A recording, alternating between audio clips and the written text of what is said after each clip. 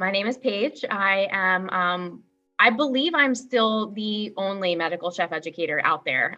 So my job title is medical chef educator. I am a professionally trained chef. I was trained at the Art Institutes of Philadelphia. I have my bachelor's of science in culinary management.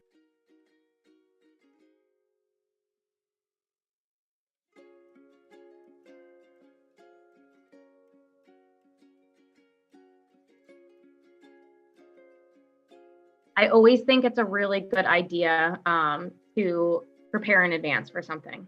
So, for example, school parties. I mean, it's near impossible to prepare for something like that because I know how it is. Moms will just drop off cupcakes, and the whole class will have a cupcake, and then your poor keto kid is going to sit there and not be able to enjoy the cupcakes that the rest of the class is consuming, which isn't fair.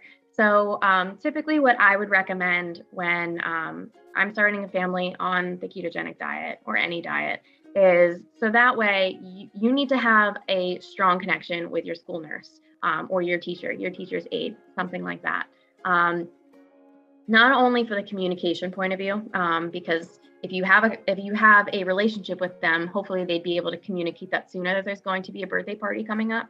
But not only that, you can actually make something in advance. So let's say you were to make brownies, like birthday brownies, something like that. Okay.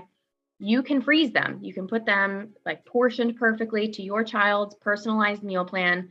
You can freeze them in little sandwich bags or containers, and you can keep them, if your nurse allows, of course, the school nurse's refrigerator, freezer, staff freezer, or in the cafeteria, something like that, and make sure that it's very specifically labeled for that child. And I usually recommend that maybe the family switch it out every 2 months. Every recipe has a different shelf life, so I typically just say 2 months just to keep it fresh, safe from freezer burn. However, the one thing I will say about the whole keeping it in the freezer and preparing in advance type of thing is not all the times do these recipes defrost well.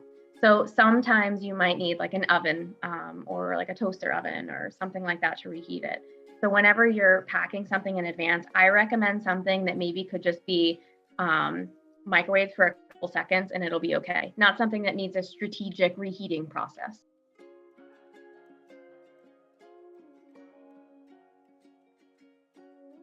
So for example, one really helpful recipe that I have found really helps is a big tub of ice cream.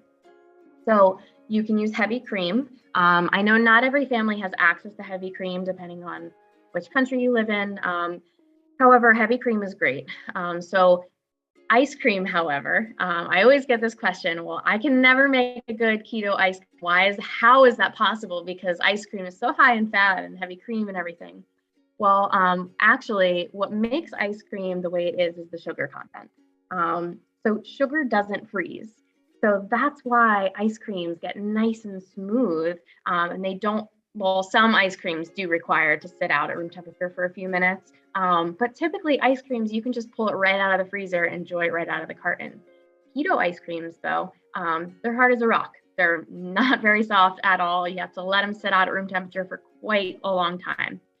What I have learned is that if you were to whip heavy cream really firm, all those little air bubbles, air doesn't freeze. So that will prevent it from freezing and completely solidifying. Also, canola oil. I don't know if you use canola oil, but I recommend canola oil to a lot of families. So for whatever reason, canola oil gets a bad rep, but it's very heart healthy and it's completely neutral in flavor. There's no flavor to canola oil. So if you were to mix in some canola oil into the ice cream, canola oil doesn't freeze and it'll blend nice and smooth into the whipped heavy cream. And then you can add whatever sweeteners you want. If you want to add a pureed fruit as part of the carbohydrate allotment or any artificial sweeteners that you might use and want to add in there, then you can add that at that point. But what I've learned is that if you were to freeze it in one big container and you know that, okay, 20 grams out of this big container, it's homogeneous. Every spoonful is going to have the same amount of whipped heavy cream, oil, sweetener, anything else that you put in there. So you know that, okay, 20 grams of this is going to have this amount of carbs, this amount of fat, this amount of protein. So this way it's easier for a teacher to just scoop it out. Or if you use household measurements, you can provide them with maybe like a 1/4 cup household container. So this way they can scoop it out if you don't want to give them a gram scale or anything like that. But I've learned that that is generally pretty easy. Just because it's ice cream, it can just be stored in the freezer and pretty much forgotten about.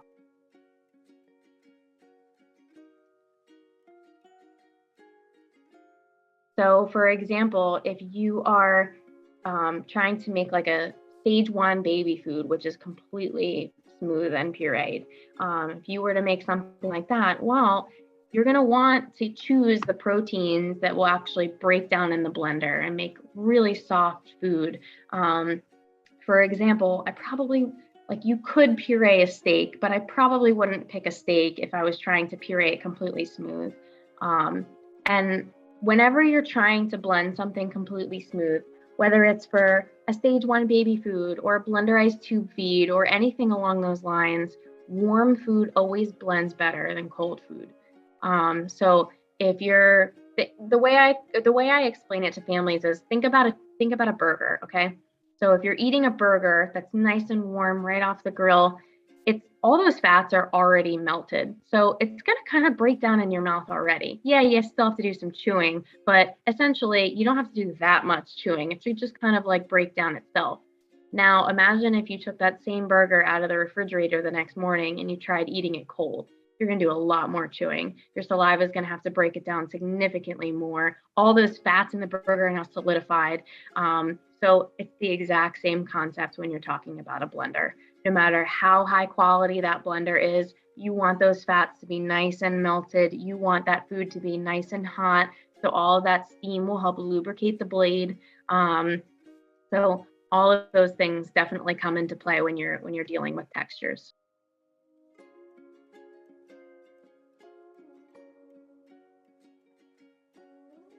So definitely eggs. Eggs, you can really do a whole bunch of stuff with it. If there's any vegetables that you want to get rid of, throw the vegetables into the egg, put the fat servings in there, mix it all together, throw it in the oven, put it in a pan, you're good to go. It's just like a super easy, quick thing. Whatever the fat choice is that your child typically enjoys, whether it's I would say instead of heavy cream, because heavy cream, well, you should have heavy cream in the fridge, but that'll go bad the quickest. So whether your child enjoys butter, mayo, or oil the most, have ample supply of that. I recommend buying like the big jars. I don't know if you have like I don't know what the like generic term for it is, but like the big bulk warehouse grocery stores, something like that. Buy like a big container of that. And butter, you can keep butter in the freezer. I recommend putting butter in the freezer so this way you're well stocked. You can do that. You can buy that in bulk. And then I know that they sell those big containers of oil. I would say that having one of those, just making sure that you have enough fat to supply for about like 2 weeks, because I mean, you never know. So it's always good to just have enough fat on hand for, I'd say, about 2 weeks, whether it's oil or, anything like that. Just in case. So let's see, that's 2. So then 3, you should always have food made, always. Whether, even if you cook, whether it's for yourself, your child, whatever it is, even if you cook that food every day for every meal, breakfast, lunch, and dinner, what if something happens? You want to make sure that you have at least like 3 meals frozen in your freezer. Let's say you're the primary caretaker of your child and something happens, okay? Let's say you're not able to make the food for them and no one else knows how to make the food. Yeah, sure, some other caretakers have listened to the education and watched you prepare the food, but they don't really know the ins and outs and how to make it like you do. So it's really important that you have a backup supply of that. You should have, if you use a gram scale, you should have a backup scale. There have been multiple times that I have heard of maybe a snowstorm hitting and their scale breaks and the delivering company can't deliver it in time, and they can't get out of their driveway because their car is stuck in the snow, something like that. Well, yeah, you can kind of gauge it with your eyes and make it as close as possible, but it's just easier to have a backup scale. So a backup scale is definitely a good one. Even if it's cheap, even if it's not like your typical scale, it's better than nothing. So a backup scale for sure. And then lastly, let's see.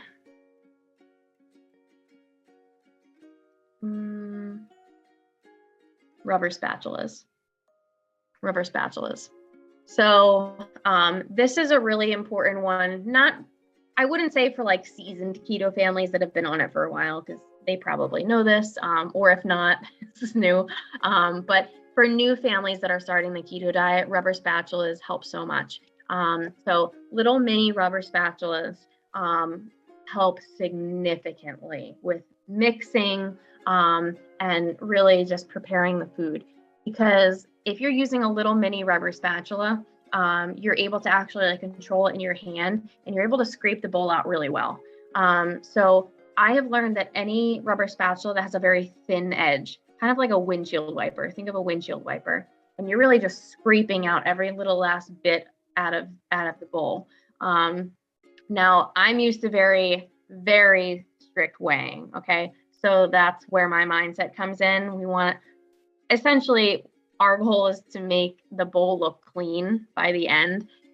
So using a rubber spatula helps with that significantly. Instead of like scraping it out with a spoon, there's going to be residue everywhere. But if you use a rubber spatula, that helps a lot. So that's kind of like along the realms of like equipment though. And then one other thing is some type of, well, this is a sixth item, but it's helpful. Some type of like sweetener or something. Typically with keto, I've learned that kids and adults, since it's low in natural sodium, they end up actually craving salty, savory foods compared to sweet foods, even if they loved desserts and cookies and all kinds of stuff before starting the diet. It could just be because their body's not getting as much sodium as maybe they were before.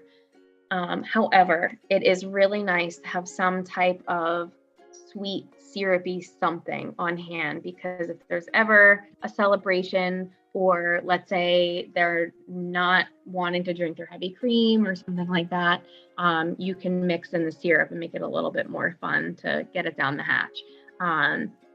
So am I allowed to drop a brand name? Because there's one brand specifically that I love. Okay. It's called Walden Farms. So Walden Farms, I don't know if you've ever heard of it, but it's basically zero everything, 0 calories, 0 protein, 0 carbs, 0 fat. Their main ingredient is typically water. So that kind of makes you wonder, but it's honestly, it's a really good product. So the top two that I always recommend is the pancake syrup. So the pancake syrup, it tastes like real pancake syrup. So if you're making pancakes, waffles, anything like that, it is phenomenal. Truly, like I would use it on my pancakes. That's how much it tastes like the real thing. The second thing is Walden Farms chocolate syrup. So a lot of keto substitutes, they're not a real syrup texture. They're kind of thin, maybe runny. But Walden Farms chocolate syrup, it's like a real thick syrup. It like pours on nicely if you're making a keto ice cream, but it's especially helpful if you're mixing it into heavy cream. You can make a chocolate milk out of that. So that's really helpful. Or when it gets cold outside, you can make like a hot chocolate. You can put heavy cream in there, warm it up a little bit, maybe froth it if you have one of those little like cappuccino air frothers. You can do that, or a milk frother, I mean. You could do that. So those are two ingredients that I definitely recommend would be good to have on hand.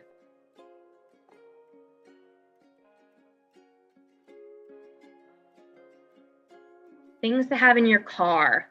So I think this is actually more important than even things to have in your house, because if you or your child is on a medical diet, chances are they're probably doing doctor's office visits. They're probably going to the hospital, hopefully not, but maybe.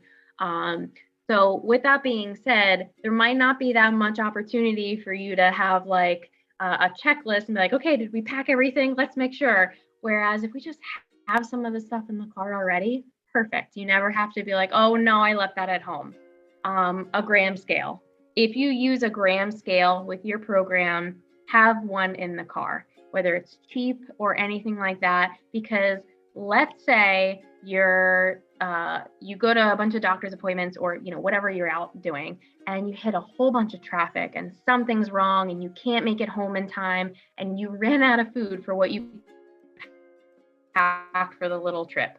If you have a scale, you can stop at your nearest gas station even or grocery store, get some simple stuff, cream cheese, butter, maybe some strawberries, mix all that together, and you can weigh that on your gram scale and mix it all together. Or peanut butter, melted butter, and apple slices, mix that together. Super easy, super convenient, and you have your scale there.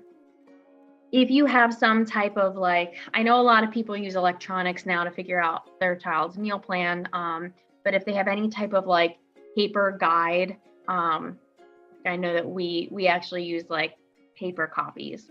So if anybody needs a paper guide in order to help them, okay, well, how much food do I weigh out? Make sure you have that on you. Any type of you should have maybe one thing of server, a bowl or a spoon, even if it's disposable, just so this way, if that does happen where you have to stop somewhere, you have that in the car and you're ready to go. And let's see, what's another? Oh, mayo packets. This was the last thing that crossed my mind. Mayo packets, like the ones that you find in fast food restaurants that are sealed, they are amazing. Have a bunch of them in your car. Keep them in your purse. Keep them in your backpack. Keep them in your kid's backpack. Literally everywhere you go, have a little thing of mayo, because if you were to have a little thing of oil in your purse or something, that could leak, or butter has to be refrigerated, or it could be shelf stable for a certain amount of time. But if it's in a little mayo packet, it's not going to go bad, and it's not going to leak everywhere. Well, I guess it'll go bad at the expiration, but you know what I mean. So that's definitely something that is very convenient to have in the car, because if for any reason you need to give your child or yourself that, that is really honestly amazing to have on you. So this way it's kind of we call it a rescue fat, kind of like a rescue med. So that's a great thing to have in the car. And anything else, maybe a little toy if it helps soothe them or yourself, in case of emergency. But I'd say that those are the key things. So definitely the scale, and definitely the mayo packets, just so this way you can use it if anything goes wrong.